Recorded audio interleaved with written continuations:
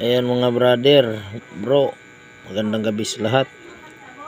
Nakakuha tayo kanina ng bunga ng asirong kahoy, yung Corazon de Jesus. 2 piraso, kambal. Magkatabi sila kanina sa area, sa gilid ng sapa.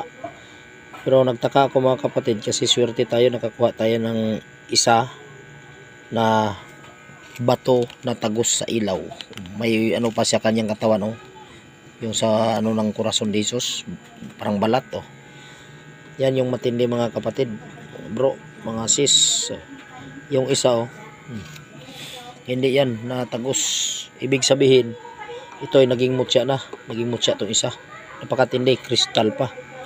Kambal sila, magsama sa kanina sa area, magkapariha yung laki, yung hugis. Napakatindi mga kapatid, sobrang ano talaga, kaganda.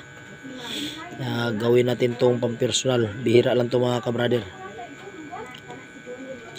Gagawin natin tong kwintas o pindan na mutya.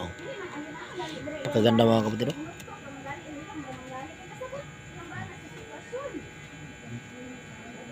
Buliga ng batong bungang asirong kahoy.